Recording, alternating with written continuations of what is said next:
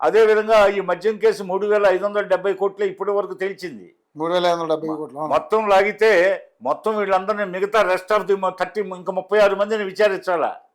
మొత్తం 99,000 కోట్లు అంటున్నారు. ఎస్, మొత్తం 5 ఏళ్లలో వ్యాపారం. మనకి అంతకు ముందు 2019లో చంద్రబాబు ప్రభుత్వం దిగిపోయే రోజుకి ఎక్సైజ్ ఆదాయం ఎంతో తెలుసు. దానికి ఆయన ఏం చెప్తున్నాడు, మద్యం షాపులు మద్యపాన నిషేధం చేస్తానని చెప్పిన పెద్ద మనిషి ఈ విధంగా కొల్లగొట్టింది కాకుండా నేను మద్యం షాపులు తగ్గించాను, మద్యం షాపులు తగ్గించాడు. వాస్తవమే, కొంచెం తగ్గించాడు. ఎందుకు? మద్యపాన నిషేధం చేస్తానన్నాడుగా, తగ్గించినట్టు కొంచెం తగ్గించాడు. కానీ ఏం చేశాడు, ధరలు విపరీతంగా పెంచాడు. ఇప్పుడు 100 రూపాయలు ఉన్నదాన్ని 250 చేశాడు. తర్వాత తీవ్ర విమర్శలు వస్తే కొంతకాలం తర్వాత ఆ 250 200 చేశాడు. తర్వాత ఎన్నికల దగ్గర పడుతుండే ఆ 200 రూపాయల దాన్ని 250 200 చేశాడు. 200ని 150 చేశాడు ఎన్నికల దగ్గర పడేయాలి. అంటే ఎన్నికల్లో మళ్ళీ ఈ ప్రభావం పనిచేస్తుందేమో, అత్యధిక ధరల ప్రభావం. మరి ధరలు ఎందుకు పెంచేవని అని మీడియా అడిగితే అతను సమాధానం ఎలా ఉందంటే, మరి మద్యపానం ధరలు పెంచితే విపరీతంగా పేదవాడు కొనుగోలు శక్తి కోల్పోతాడు, తాగడని. కాదు, ఈ రోజు కూలికి పోతే ప్రతి ఒక్కరికి 400-500 నుంచి 1000 రూపాయలు రోజు 1000-1200 సంపాదిస్తున్నారు. 400-500 నుంచి ఇంచుమించుగా 365 రోజుల్లో 300 రోజులు కూలీనాలి పనులు చేసుకుంటున్నారు.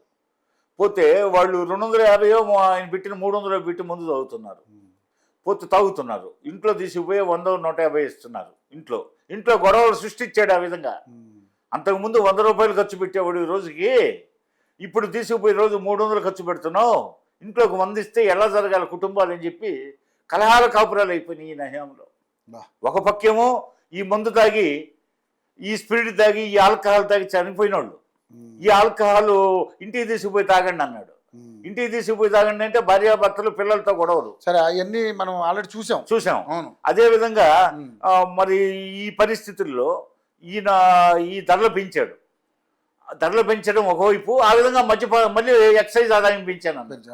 ధరలు పెంచి అంతిమంగా దీనికి నష్టపోయింది ఎవరు?